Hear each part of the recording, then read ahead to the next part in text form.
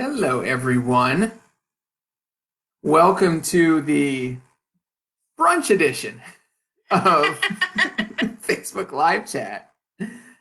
I'm joined this week, the person with the honor of being on the cell phone, in the soap dish. The soap dish of honor is the fantastic HR professional, capital P, capital R, capital O, Kate Bischoff. Hi. How you doing, Kate? I'm doing pretty well. How are you doing? I'm doing great now. I'm doing great now. Good. Talking to you, having some adult conversation for an hour. You've got people filling into the room. Welcome, everyone.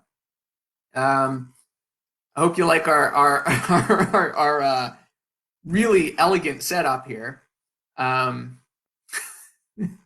So I'll do one of these weeks. I'll do better than a soap dish, but unfortunately, we can't do a split screen, or at least I just don't know how. So we're doing it this way for now. Can everyone hear Kate okay? Here is my voice. Yeah. I hope you can hear me. I'm going to turn it up as loud as it goes. I can hear you just fine. Good. Heather Walton digs the soap dish of honor, so at least people are hearing us. And I'm clean. I'm virus-free if I'm in the soap dish. That's true. That's true. So. We'll let a couple more, we'll give it 30 more seconds to fill in. Again, welcome everyone. If you're here for live baseball, I'm sorry, we don't have that just yet. But we do have Facebook Live at the Employer Handbook Facebook fan page. If you haven't liked and subscribed already, please do so while you're here. We're getting set up. We're recording this, so if anyone has to cut out early, it's okay, no big deal. We'll just skip your questions. Speaking of which, people did email questions, and I probably should have looked at them before we started today. But oftentimes what we do, Kate, is there's so many questions going on in the sidebar that unfortunately we don't get to the reader questions by the end, but we try. I'll answer Mike Haberman's question anytime. Yeah, we got to a couple of Mikes last week. How you doing, Mike? Okay, we have a few questions. Oh, they're all PPP questions. Great, I'll answer. Sweet. So, I think we've done enough chit chat to get us started as people start filling in. Let's do some introductions. My name is Eric Meyer. I am the publisher of the Employer Handbook blog at theemployerhandbook.com. But if you haven't figured that out by now, I'm going to send Tommy back there to hit you over the head with a tack hammer because you're an idiot. Otherwise, I am an employment lawyer at Fisher Broyles. I'm sure they're real happy to be associated with me right now. FisherBroyles.com. You can check me out there and learn a little bit more about our firm. My God, I hate this platform, Eric. Well, Harold, we're working on it. I mean, we could go to Zoom, but we're not going to. This is Zoom bomb proof, right? It can't happen.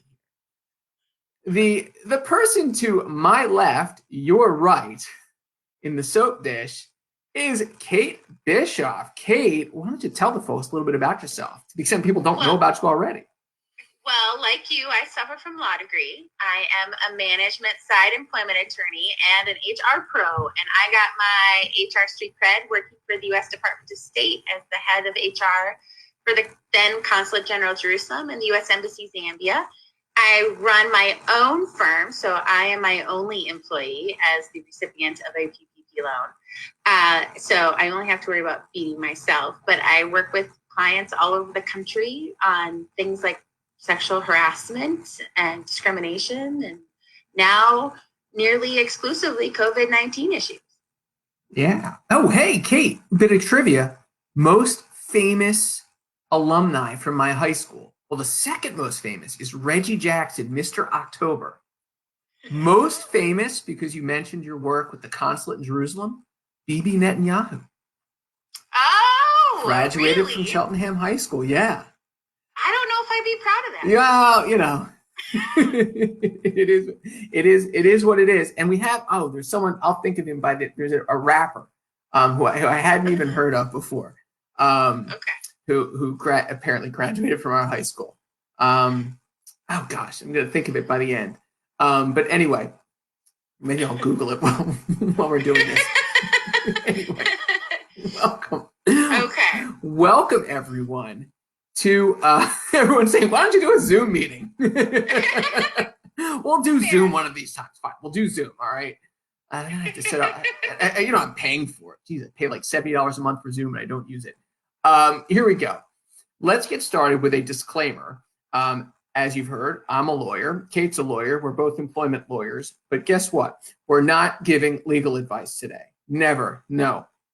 It may sound like we're giving legal advice, but that's because we say it depends a lot. Kind of like the legal advice that you pay for from your counsel. Okay? But we're not giving legal advice. We're not creating attorney-client privilege. If you need legal advice, don't get it from a free Facebook Live. That's just stupid. Go pay for it from your outside counsel, okay? Cool. All right. Let's get started with, how about the EEOC guidance that came out yesterday, talking about the Americans with Disabilities Act.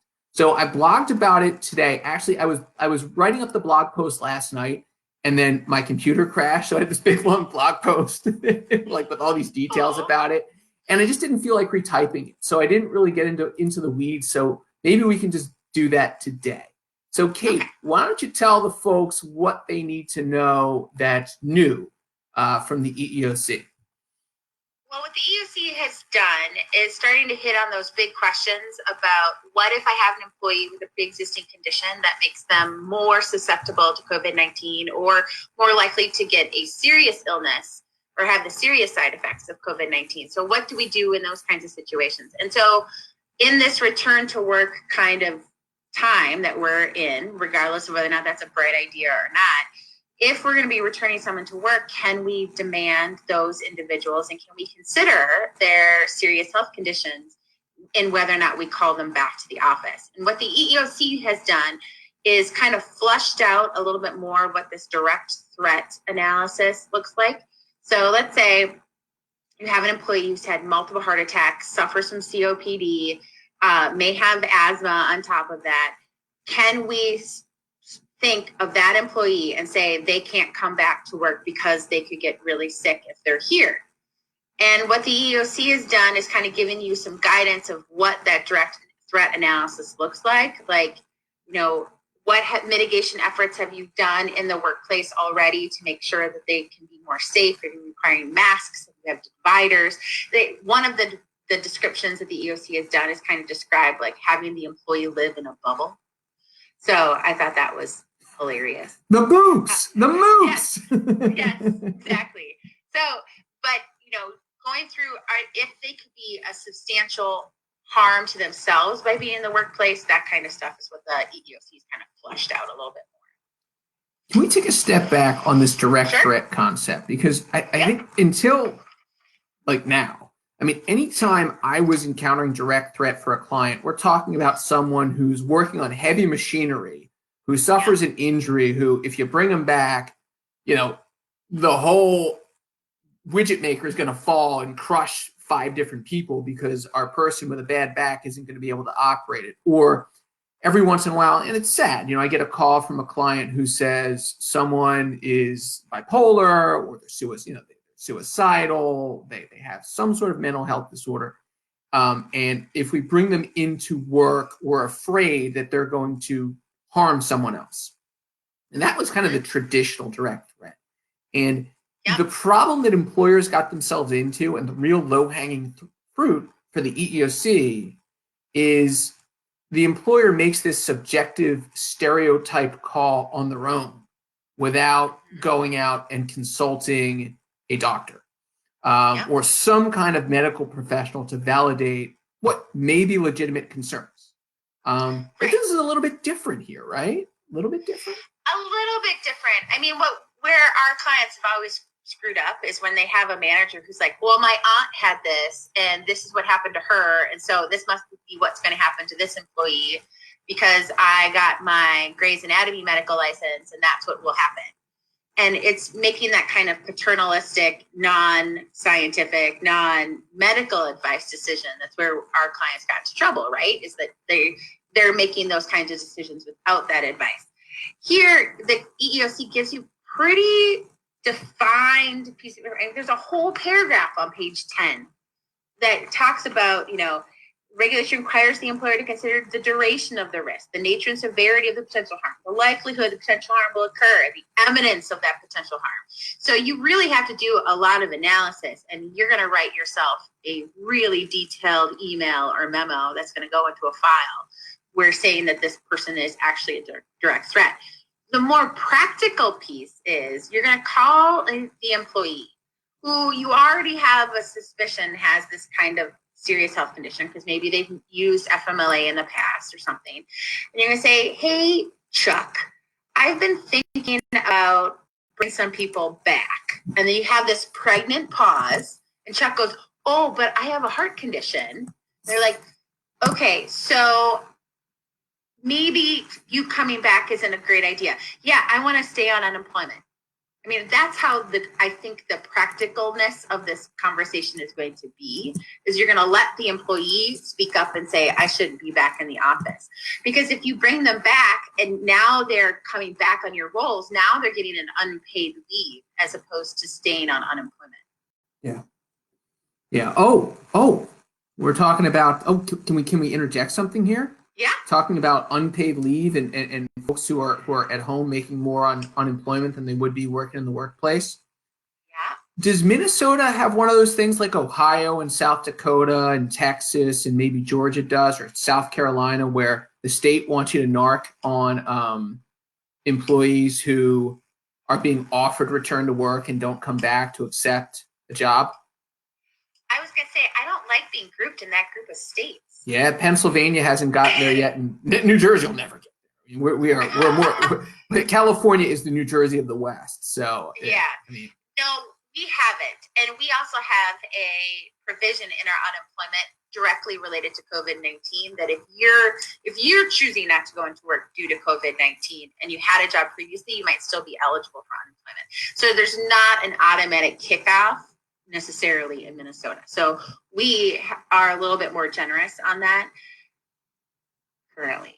Yeah. I mean, I wrote about this, so I don't want to belabor it, but I'm concerned that if employers go to these state websites and report the employees who aren't coming back to work, there's a potential retaliation claim lurking there. I mean, let's say that this employee has some sort of a serious health condition. I mentioned an anxiety disorder, something like that, which is exacerbated by COVID-19.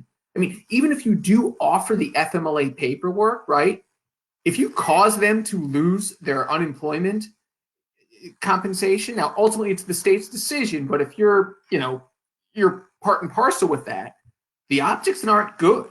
No, and at the very least, you're going to have a recruitment problem when this is all over because you treated your folks poorly. So, I mean, employees are going to remember who was good here and who was bad. Yeah. And so I don't want to be on that bad list. Yeah. Even though Mark and I make fun of them. So. Yeah. You did plug the Hostile Work Environment podcast, right? No, I didn't. Would you please plug that for the audience here? Yes. Come on. So I, along with my friend Mark Oliphant, do a podcast called the Hostile Work Environment Podcast, where we go through employment law issues that are happening or cases that deal with hostile work environment like stuff.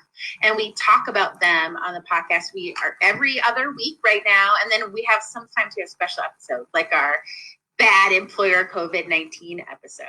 Yeah. So.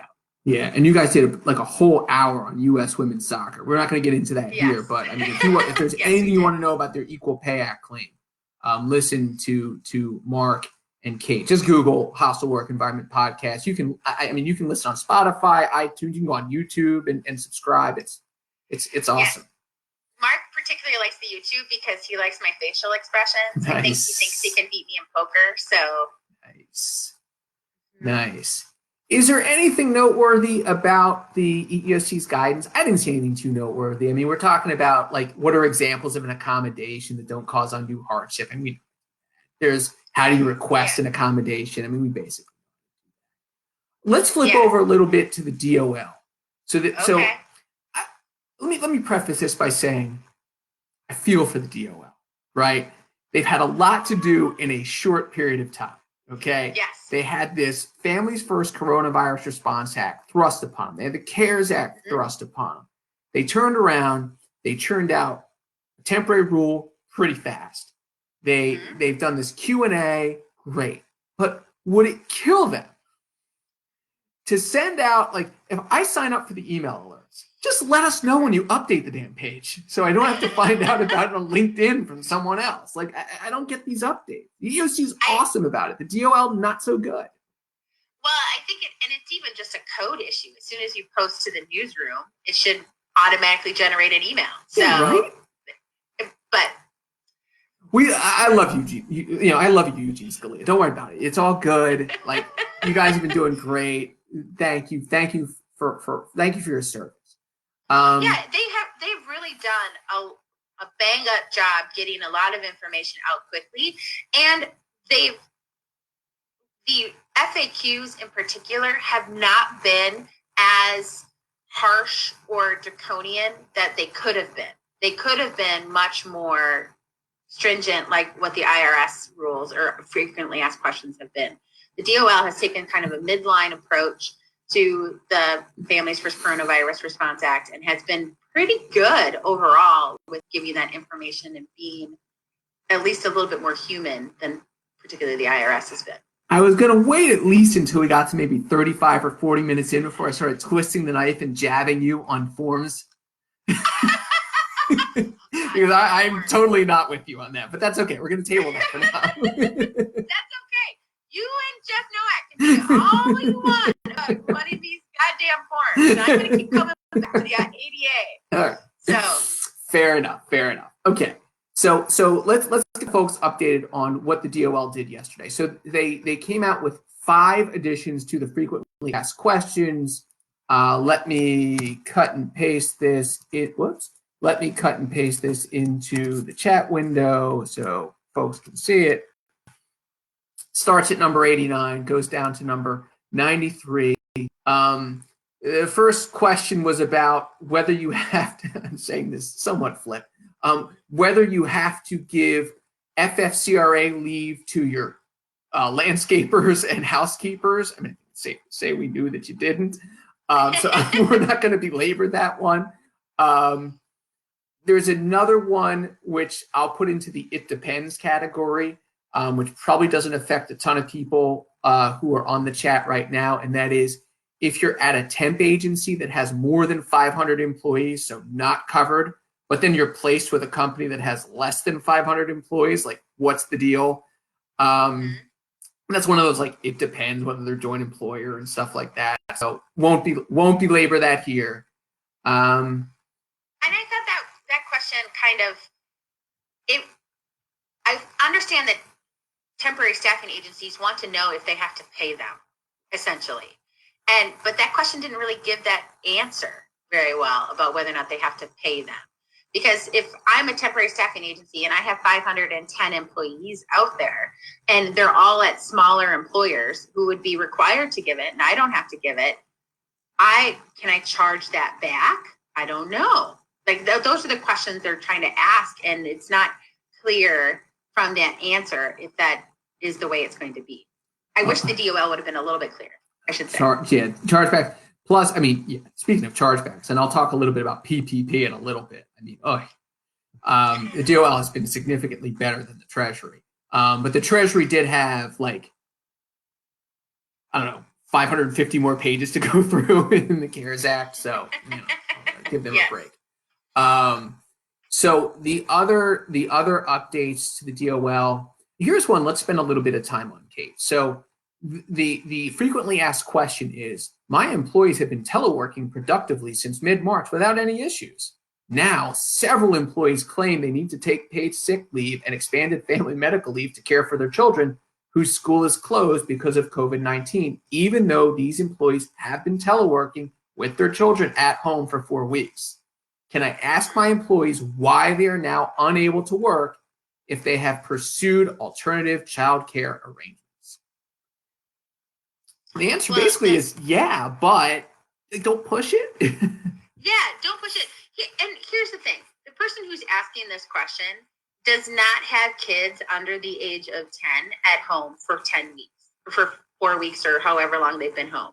Because there's a breaking point of spending time with that many kids. Right? And maybe you just need some sanity of taking some time off and not having the pressures of both work and childcare at this point in time, particularly if you're a single parent. And so I feel for those employees out there.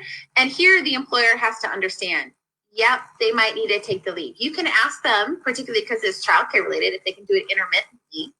You can ask them that. I think some of the employees are going to want to do that intermittently, but you can't say no. Hey, you've been doing it for 4 weeks. Why can't you keep doing it? Like, there's no way you can legitimately say no here. Right. I mean, here's basically what you should do. You ask for the name of the kid. You ask for, who are these kids, right? What are their ages? And if a kid's over 14, you're entitled to ask, why do you need to take care of this kid during the day? I mean, they should be pretty self-sufficient. If the parents are in a zone defense, and what I mean by that is more kids than parents, you just let it go. Okay? Right? But if it's the other way around, if it's 2 parents, 1 kid, then you can push back. Well, you can, because the DOL has said, co-parenting, really, do you need the FFCRA leave? Now, maybe a situation where one parent has to completely work all day and just really isn't paying much attention, in my house, to the kids during the day. 4 of them, too. My wife's a saint. But, it's one of those situations where you probably don't want to push back too hard, because at the end of the day, you get a tax credit. The government's paying for this. Yeah. Well, unless you have a PPP loan, then you can't get the tax credit, but you did get essentially free money. So. Correct. Well, you can use the PPP loan for your PTO. You can use for other forms of leave that aren't FFCRA. You can use it for salary. Hey, look, you got to spend 75% of that PPP, and I'll talk about that in a little bit, on payroll. You better figure out a way to use it in 8 weeks. So, all right. The next one was, this is something that the DOL really didn't hit too hard in the initial guidance. I remembered seeing something about it in the temporary rule, but it wasn't a lot of attention paid to it. And that's this one.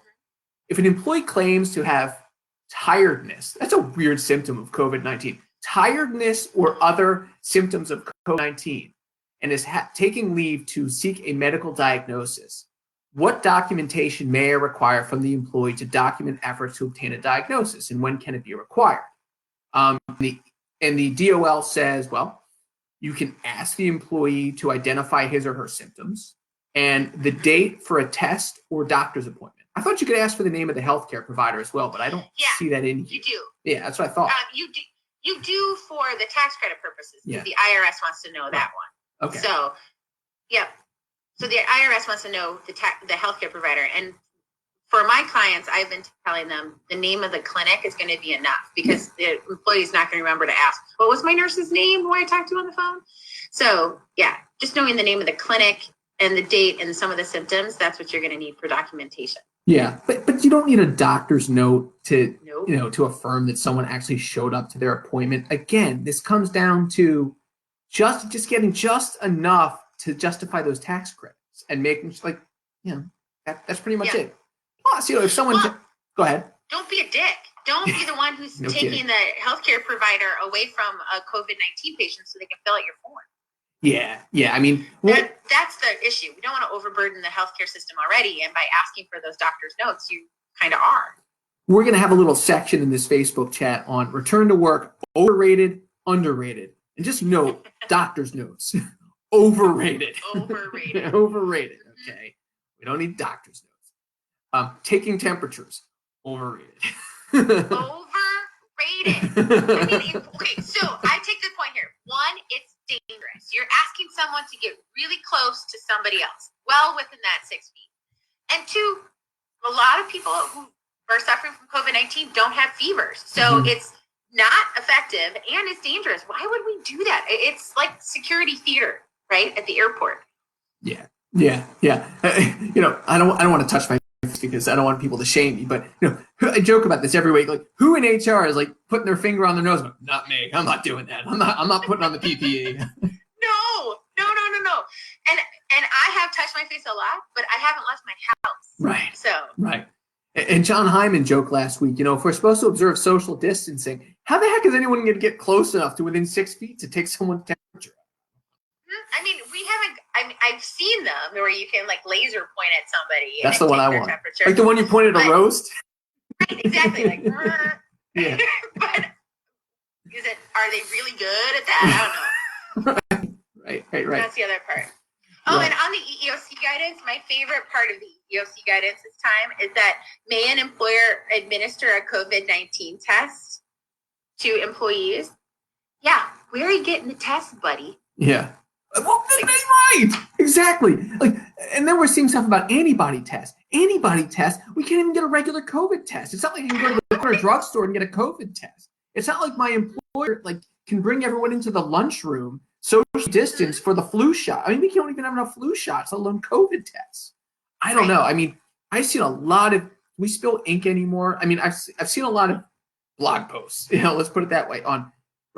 COVID testing, antibody testing. One, we don't even know how worthwhile the antibody testing is. And I'm not a doctor. I mean, I hear different things from different people.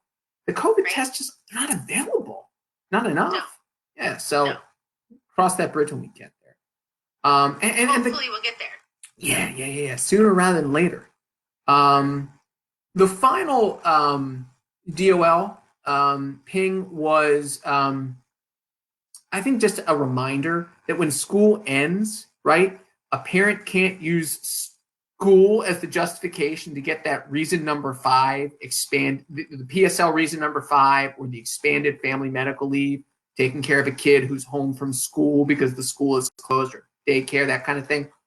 But if your kid goes to camp, or if your kid's in a summer daycare and camp's closed, although our local camp's trying to get essential business status.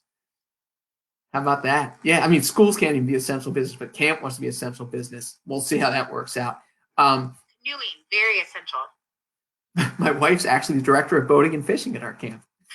Oh, sorry, I didn't need to pick on that one. No. Hey, it gets our 4 kids to go for free. It's awesome. That is awesome. Not complaining. Yeah, so if your kid, is unable to go to camp or something like that, it's closed or unavailable. Yeah, you can get that expanded Family Medical Act leave. Yeah. So, the final update, and I was probably a little bit too flip in the blog post today. No EEO1s this year. Yay! All right. Although an EEO1 is something you really can do at home. Yeah. I mean, they're not that hard anymore. Plus, since we got rid of the pay level 2, all that stuff, it's not that hard. You can probably push it. Right. Well, but now you're going to have to do 2 in March of 2021. So you'll have to do 2019 and 2020. $5 says you only have to do 2020. I bet they skipped 2019. Well, okay. So can I ask a real sly question? Yeah, sure. What are they doing with that information anyway? It's compiled for aggregate purposes. Yeah. To do what? To aggregate. I don't know. It's counting for counting's sake. Yeah, I don't know. I think what they do is they take the EO1, and then when they have a charge, they look at the EO1. See, is this place all white, all male? But I don't know if it has a whole lot of probative value separate and apart from the charge process. So yeah, I mean, it's not like the DOL uses information to conduct a pay audit, or a wage and hour audit, or an FMLA audit, or something like that. Right. But does the EEOC ever show up at your doorstep, knock on the door, and say, "Oh, you got too many white men here. We got to diversify this workplace." Like I don't. I doubt. Yeah, I don't think so. I mean, with the exception of affirmative action employers, I mean that's the only place where I see it to be particularly valuable. But I like that Angie is already ready for the EEO one. You go, Angie. That's Woo-hoo! right. Shout out Angie. I'm gonna roll through the PPP problems. Okay. You go. Yeah. if you're having COVID problems, you got 99 problems, and the PPP is one. That's probably going to be on the Jay-Z remix. Maybe not. Instead of OPP hits. Right. Are you down with PPP? Yeah, you know me. Here's the problem here's the calls that I'm getting. This 75, this is terrific, brilliant. I don't know, Heather. You got to raise your standards. The problem we have is that folks signed up to get this PPP loan. They rushed out to the bank. PPP, we need the money, right? And it was going to be all this money we could get for our workplace to use basically as we saw fit for payroll, but not just for payroll, for mortgage and rent and electric and utilities and all that kind of stuff. I mean, any sort of overhead that you need to keep the business running. So everyone rushed out and got that PPP loan and got this, people who were lucky enough to get it got a pretty sizable check, right? In the interim period between the application and when that check hit your bank account, the Treasury came out with some interesting guidance.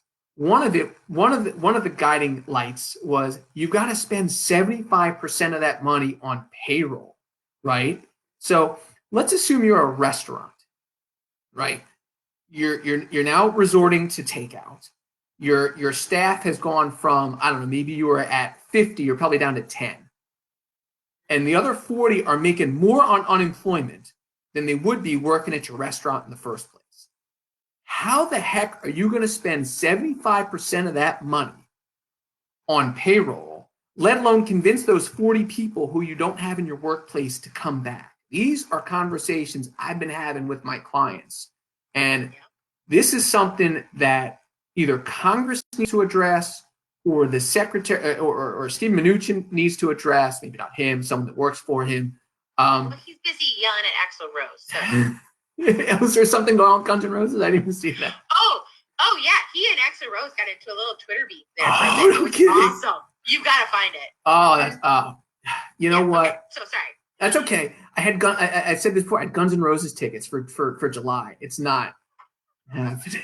So upset. I've never seen them live. Actually, I saw them live once, but it wasn't like the real Guns N' Roses. It was Axl with that Fugazi, like not Slash, but the other guys. But it was at Madison Square Garden. It was pretty cool. I mean, they led with Welcome to the Jungle and closed with Paradise City. It was pretty awesome. But I really want to see the full band. Anyway, I digress. Okay. So the problems we're having are, one, how to spend the 75%. I don't really have a great answer for you unless you want to pay people to do work for nothing. Now, last week, the Treasury did say that if you have people that are collecting unemployment and you give them a written offer to come back to work, same salary, same benefits, same position, and they reject it, and you document that give and take, that won't impact your loan forgiveness. So basically, you can write those folks off. So, I mean, a lot of businesses were thinking, well, we've laid off people up until kind of late April, and then we have until June to bring them back to normalize our employee headcount. Then there's another issue with the salary threshold, and it's not quite clear to me how those interplay with one another. It's a little bit vague, but in any event, that eases the burden a little bit on having to actually bring the bodies back to work, but there's still the issue of spending the money in 8 weeks. So, the pushback has been 75%, 8 weeks, give us more time for loan forgiveness. We're supposed to get some more interim guidance from the Treasury. They didn't hint at it; they specifically said it in the frequently asked questions, most recent update. But we don't know when that new interim rule is going to come out. And the restaurant industry has been lobbying Congress hard to include as part of the fourth stimulus package something to kind of relax PPP a little bit. So I think there is going to have to be some sort of fourth stimulus package. And for sure. yeah, and I think it's going to address this issue among others. So the big question I've been getting from clients is, I got this person and I gotta fire them. What does that mean? And my response has been, well, first, do you have a PPP loan, and can you replace the FTE if you have to fire this person? Because otherwise, send them home and keep paying them during this 8 weeks. Like, that has been a recurring theme that I've seen, where employees are engaging in some pretty bad misconduct, but we still have to take action regardless, and we don't want to hurt the forgiveness. Yeah, FTE, folks, meaning full-time equivalent. So yeah. FTE counts for the employee head count. There is no FTE requirement for the salaries. Right. So that those letters are noticeably, it actually doesn't even say FTE, it says full-time equivalent, but those are noticeably absent. So hopefully we'll get some clarity on this in the coming weeks. I mean, I don't want to give it, my non-legal advice is to just kind of hold tight for a little bit and don't do anything too rash, because we do have until the end of June really to sort this out. And I would think within the next week or so we should be getting some additional guidance. So, if you have to give back pay, you can still get back pay in a couple weeks as opposed to giving it now. How this impacts someone who's actually getting unemployment, and whether they have to return that unemployment to unemployment, that I don't know. Also asked a question, can you provide a severance and count towards PP? Unclear. Yeah, unclear. What I would do, Melissa, is I would buy the COBRA instead of giving the severance, and see if you can replace the FTE in some other way, by moving part-time to full-time or something like that. Because if the person is going to want to be on unemployment because of the additional $600, more than likely, and paying the COBRA will count towards the PPP. That will help your salary part. So that's what I would do. But because really getting the release of claims is going to be essentially not that helpful at this point in time anyway. Yeah. Well, let's put it in there. Okay. Might even slip in a restricted covenant, although I know the FTC doesn't like that. No. Anyway, I digress. I'm not going to talk about severance agreements. And let's move on from PPP. Let's talk a little bit about return to work. Okay. So I know you're doing another webinar later today for ERE. Can folks here sign up for that? Is it still? Yeah. Just go to the ERE's Facebook page, and we'll be live there in about an hour. Awesome. Just under an hour. Yeah. Are you doing Facebook Live there too? I believe so. Oh, cool. If I find out a trick to have split screen, I'll let you know. Oh, and then I'm doing a strictly return to work webinar with Mark on Monday at 10 Central. Alifans. So. Okay. Alifans. Yep. Okay. And where can we get information about that?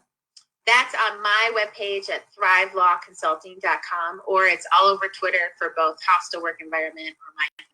Awesome. BISCH. Yep. Awesome. And I remember his handle. It's Salad Pants. Yep.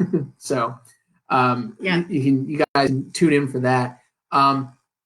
So I did a webinar on Wednesday about return to work, and one of the questions that wasn't asked of me, so I'm not going to answer it here, I'll ask it of you, was how do we encourage employees to return and basically and foster a positive workplace that is right in, I don't want to say incensed, but it encourages, really gets people to want to come back. What's the deal?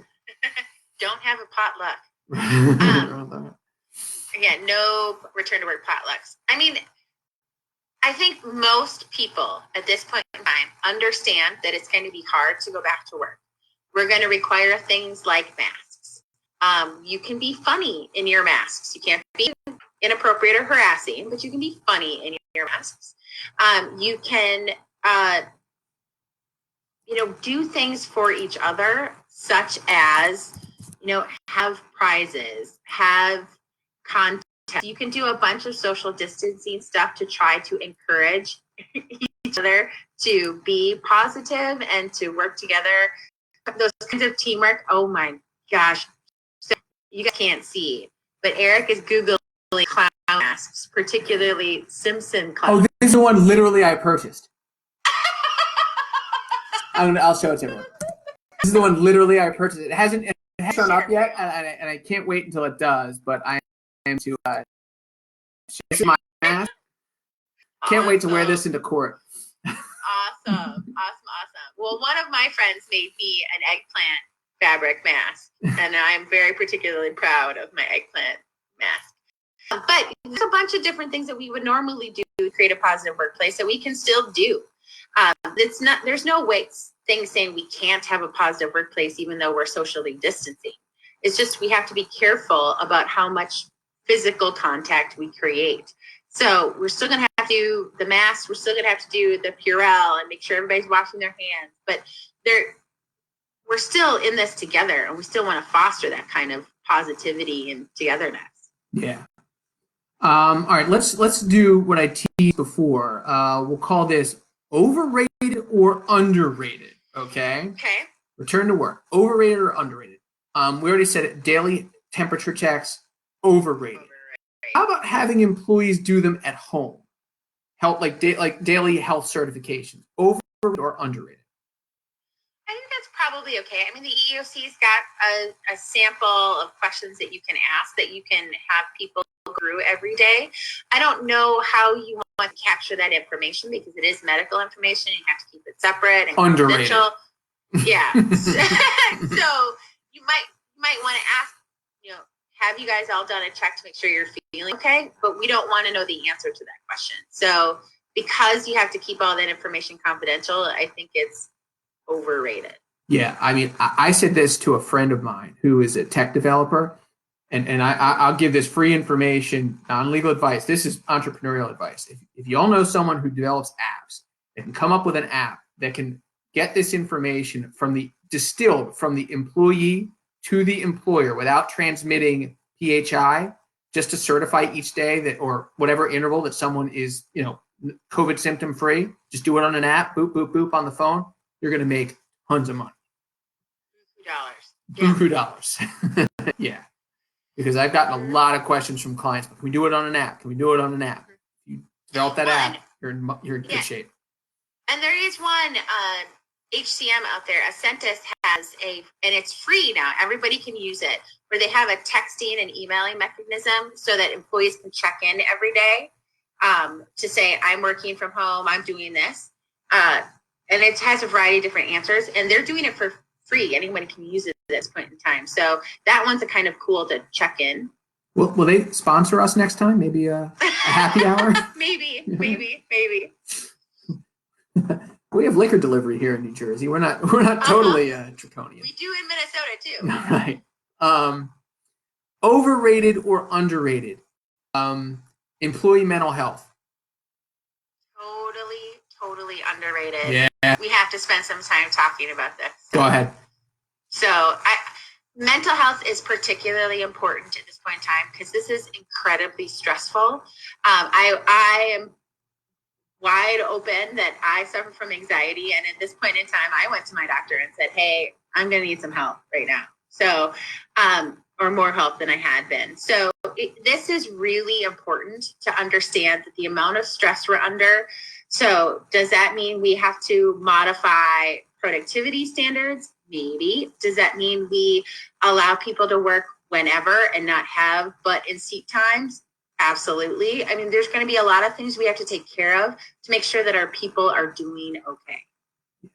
So dovetailing off of that, classic FMLA, underrated. FLSA, I'm not sure. Like, I think it's underrated too. You think overrated?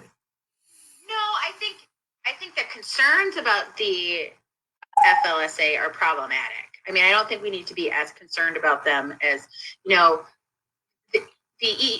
Department of Labor even eased portal to portal stuff, right? Like when you start work and when you end work, they were very flexible in their temporary rule about that because they know that people are going to have to step away to make sure the kid isn't putting the fork in the outlet, right? And so I think being overly concerned about tracking hours at this point in time is probably a little overrated. I think people need to understand that flexibility is going to be king here, and to the best that employees can track hours they can. And those are only the non-exempt folks that need to do that. Right. So. Right. Exempt folks, it doesn't matter. I mean, as long as they're, if they work 1 hour, you're paying them for the week. But for the non-exempt folks, I think the big thing you want to do is make sure your managers have some sort of mechanism to at least kind of rein in or control, let's say, overtime. Yeah. And remind employees that just because they leave their computer logged in all day, that doesn't count as 8 hours worked. Work is work. So there should be some mechanism in place. And if you don't have it by now, you're screwed, to track time. But just go ahead. Yeah, this is a change in management style, like making sure managers understand what is can explain to employees what is expected of them, and not have this "I need to see your face" or "you're logged in," all that kind of stuff.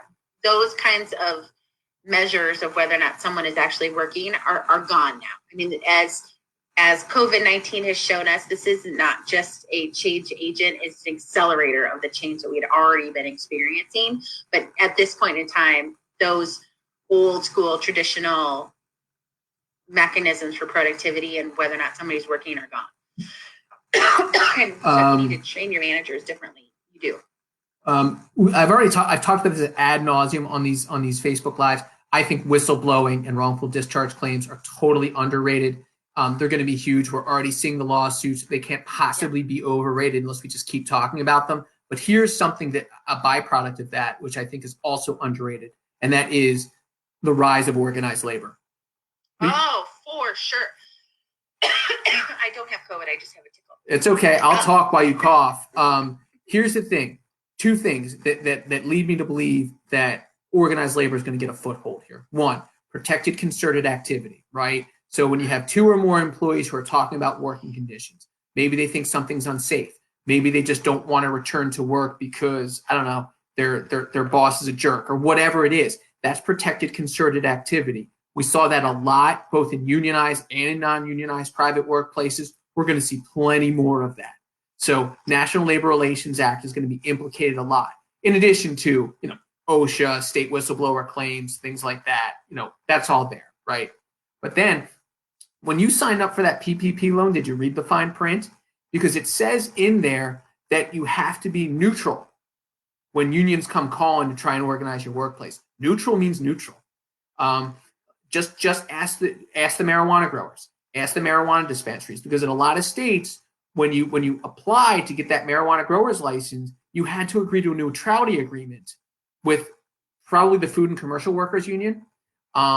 So when they come trying to organize, you can't oppose their unionization efforts. You can, you don't have to embrace them and say, "Oh, right, everyone sign up, let's go union," but you can't oppose them. So that's why I think I look at neutrality as like the shut up agreement. You're just gonna have to stay silent. We got 12 minutes left. Want to take some questions? Sure. All right. Hit me. Okay. I'm just going to go at random. Let's see. Here's a question from, I hope I'm not mispronouncing this. Nixie. Nixie asked, if an employee refuses to work voluntarily and then he files unemployment based on hours reduced, what should we do? I'm sorry. I'm going to skip this one because there's a couple typos here and I'm not quite sure what the answer. I'm not quite sure what you're asking, Nixie. If you want to ask it again, we'll try and get to it. What if an employee works in a hospital as a receptionist? This sounds very hypothetical. What if an employee works in a hospital as a receptionist? Should we bring the employee back after being on FMLA?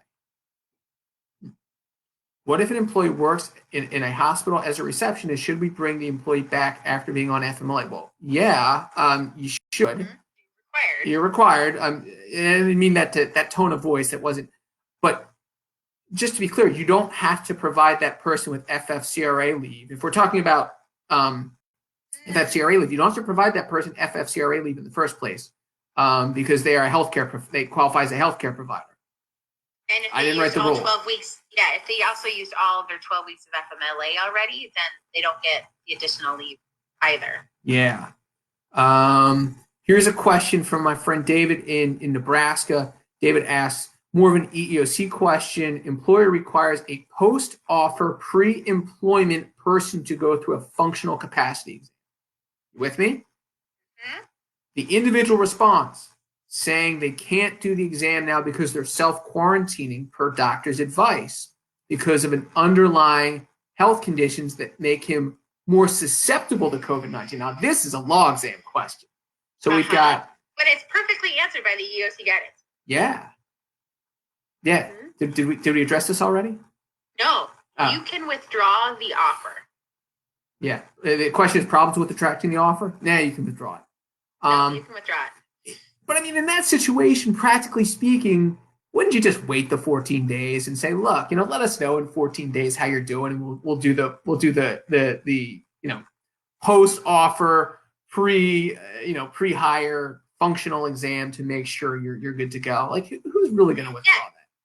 I mean, the time to fill is still what? The average time to fill is still at least 30 days. And so if you want to go back out and retry somebody, that might it's still shorter to wait the 4 days for the self-isolation. So that's what I would do. Yeah. Here's a question from Suzanne. It's a PPP question. Let's see how on my game I am. We are using a PPP loan for payroll, but also have an employee who qualifies for FFCRA pay due to COVID-19 circumstances. Should I simply calculate this pay at 2/3 and pay as regular payroll so as not to affect PPP rules? No, sounds about right to me. Yeah, I mean, you'll get that 2/3 back as a tax credit later on out of your Social Security. Yeah, so because the Treasury, you're not going to get forgiveness for that. Yeah, remember, the 2/3 is always the floor, so you can always pay more if you want to get to that 75%. So. Right. But the 2/3 is the max you're going to get for your tax credit. I'm sorry, the lesser of 2/3 or $200 per day. That's the max you're going to get for your tax credit from the IRS. Mike Haberman has a question. Always got to get to Mike. Friend of the blog, friend of both blogs, friend of both of us on Facebook. Yeah. His wife is lovely. Yeah. Let's talk an opposite situation. Mike says, if I'm a worker situation, I'm over 65 and I have diabetes, age, disability, but I need to work. My employer says I cannot come back to work because I'm in a high risk category. Is it age discrimination if they forbid me to come back to work? So we've got age and disability. Yeah, this is ripe for a great combo claim, and I expect we're going to see a bunch of these because the decision is being made by the employer in that paternalistic piece. And what the employer can say is, we need to do a direct threat analysis on your diabetes, so we want some information from your doctor. Absolutely, you can ask that to try to trigger the doctor to say, no, this person shouldn't be at work, but you can't unilaterally decide that this person can't come to work because of their disability. That sounds like a straight up disability claim. Yeah, and this is going to get a little wonky, but under the Gross Supreme Court decision, age discrimination, age has to be the but-for reason, right? Mm-hmm. So if you have other reasons that were the motivating reasons, namely direct threat analysis, then age is agnostic. It has nothing to do with it. I mean, it wouldn't anyway, and hopefully as the employer, you'd be pretty transparent about why you're not bringing someone back to work. Communication, underrated. Communication is paramount, especially now. Overrated. Terminating a bunch of people at once on a Zoom chat. Don't do that. Not great. No. That's enough. Yeah, let's get rid of all of the older people with diabetes on a Zoom chat. No, but no, I mean, be very transparent about why you're doing what you're doing. Right, and I would say that you get both the age and discriminate and the disability claims there as a combo pack, because you're not going to get double damages, and there's no harm in bringing both claims. Yeah. Let's see. Dave asked another question, but it involves public sector. Want to answer a public sector question? Me neither. Not really. No, sorry, Dave. Sorry, Dave. Love you, Dave. Love you, Dave. Oh, here we go. Kimberly asks, what if a pregnant employee, parenthesis, 5 months employed, I'm going to add an editor's note, very hypothetical, was brought back and now she doesn't want to keep on a mask. Says it is triggering her mental health condition. Oh, wow. Pregnant, doesn't want to keep on a mask. She has a mental health condition on top of that. We're in healthcare. I mean, your friend is in healthcare, sorry. We can allow her to voluntarily resign if she doesn't want to comply with the workplace policy. Oh, sorry, I should have asked that I should have had an inflection. We can allow her to resign if she doesn't want to comply with the workplace policy? I wouldn't let her resign. I would terminate her. And the reason I would terminate her is I'm terminating her for COVID-19 related reasons so that she can get unemployment and potentially the additional $600 per week.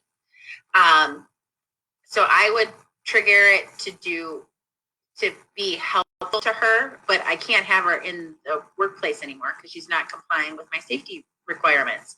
So I would fire her. Yeah, I mean,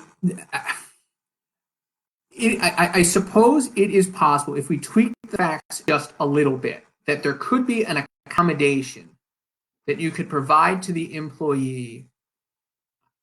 I don't know what it is off the top of my head, but maybe the face shield. Yeah, I mean, it could be. I mean, we're talking. There's an ADA situation. There's a pregnancy There's a pregnancy thing going on here. There's an ADA claim going on here. I shouldn't say claim. There's an ADA situation going on here because we have a mental health condition. So we should be thinking about reasonable accommodations, right? Mm-hmm. So at least you're going to have that before firing her. You're going to have that discussion with her. You know, what can we do? Yeah. If she works at a healthcare facility, probably not going to be able to telework.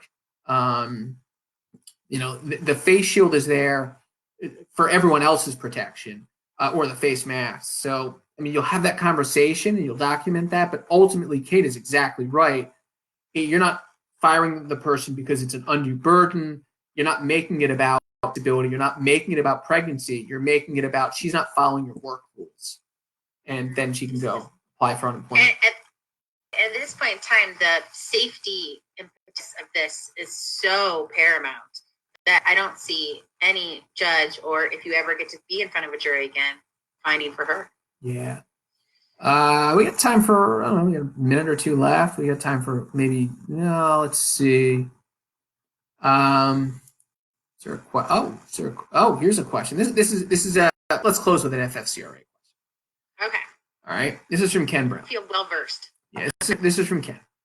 Ken, for expanded FMLA, the DOL says it involves caring for his or her child. But the IRS site says, with respect to the inability to work or telework because of need to provide care for a child older than 14 during daylight hours, a special statement that special circumstances exist requiring the employee to provide care. So we have the DOL saying you can get it, can't care for a child, you know, if you have to care for a child.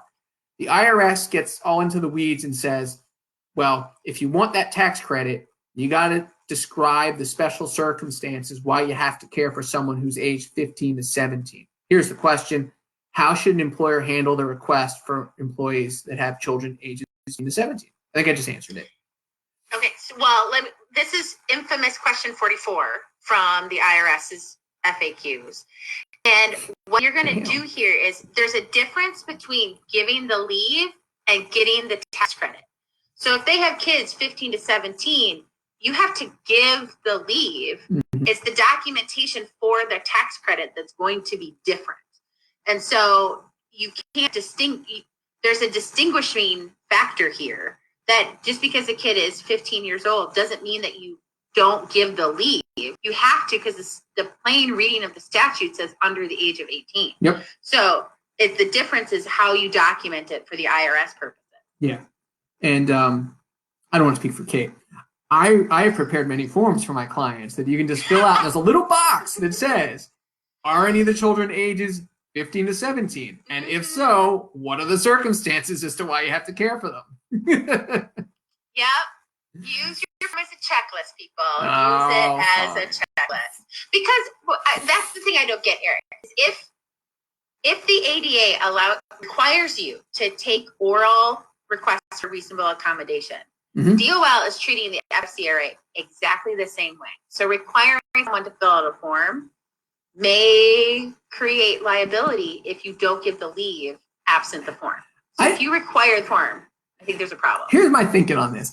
I don't think the IRS wants to sort through my clients' text messages and emails to file to justify the FFCRA tax credit. Oh, and that's the beauty of it, though. If the DOL comes knocking on your door and you say, "Here are all the text messages," that investigator's okay, they're that's what they're gonna do, right? Because they're not.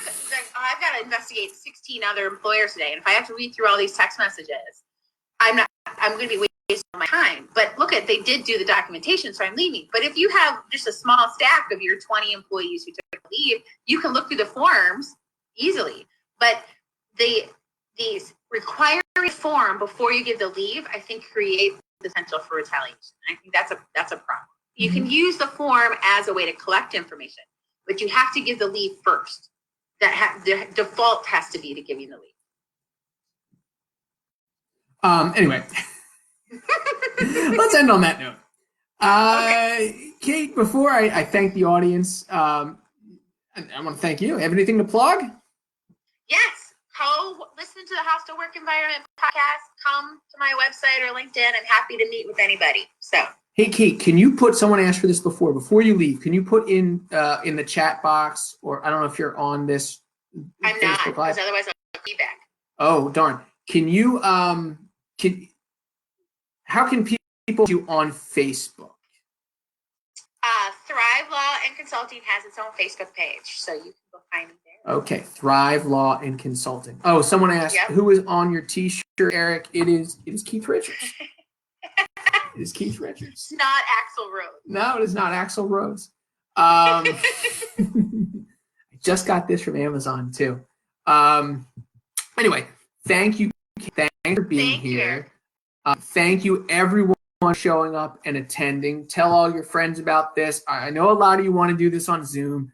Maybe next week we'll do it on Zoom. I just don't want to go through the whole rigmarole of waiting rooms and Zoom bombs and registration and stuff like this. It's like a lot of work. But maybe, but sometimes you get porn. John Hyman told me about some stuff he got. Oh my God. Yes. Not anything I haven't seen in a sexual harassment investigation, but still a little bit disconcerting when you see it in a Zoom conversation about FFCRA. Yes, absolutely. But maybe we'll go back to Zoom next week. Like I said, paying for a ton of it myself. Capacity for 1,000 people in there. All right.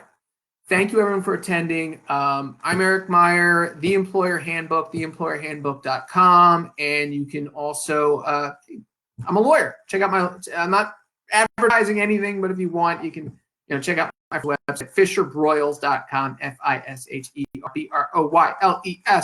FISHERBROYLES. We've recorded this. I'll post it on the Facebook fan page. I'll put it on YouTube. Like, subscribe, comment, all that stuff. I don't know. Have a great weekend, everyone. Yeah, stay safe. Yeah. Bye. Bye.